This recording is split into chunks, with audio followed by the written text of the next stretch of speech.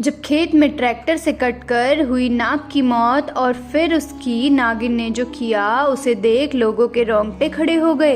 यह घटना यूपी के एक गांव की है, जहां सालों पहले इस गांव में एक नागिन ने अपना ऐसा कहर बरसाया जिसको आज तक लोग नहीं भूल पाए हैं। दरअसल सालों पहले एक नाग नागिन का जोड़ा यूं ही घूमते घूमते इस गांव में आ गया। उन्हें जब गांव में कोई भी जगह सुरक्षित नहीं लगी तो वह खेतों की तरफ चले गए। ऐसे में गांव का रहने वाला रामू नाम का एक व्यक्ति अपने खेत में ट्रैक्टर चलाकर खेत की जुताई कर रहा था। तभी नाग नागिन का जोड़ा तेजी से रेंगते हुए उसकी तरफ बढ़ने लगा। वह नाग जहां दाई तरफ था तो वह नागिन बाई तरफ चल रही थी। तभी अचानक से वह नाग रामू के ट्रैक्टर के नीचे आ गया। रामू को वह नाग नहीं दिखाई दिया और वह अपना काम करता जा रहा था। वहीं नागिन ने सारी घटना देख ली और नाग की आंखों में रामू का चेहरा देख लिया। फिर नागिन अपने नाग के पास गई और सिर पटक पटक कर खुद को मारने की कोशिश करने लगी। काफी देर तक नागिन अपने नाग के पास बैठकर रोती रही।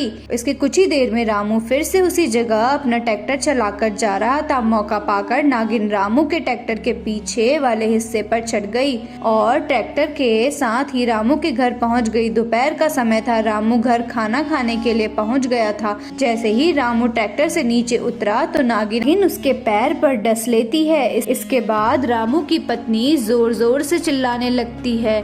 उनकी आवाज सुनकर सभी गांव वाले एकत्रित हो जाते हैं। वह नागिन रामू के पास फन फैलाकर बड़े गुस्से से अपने नाग का बदला लेने के लिए बैठ गई थी। वह किसी को भी रामू के पास जाने नहीं दे रही थी। अब रामू के शरीर में जहर पूरी तरह फैल चुका था और रामू ने वहीं पर इस जहर के कारण अपना दम तोड़ दिया। वहीं गांव वासियों ने नागिन को डंडे और आग से जलाकर वहां से हटाने की कोशिश करी, लेकिन नागिन इधर से उधर नहीं हुई और रामू के पास ही बैठी रही।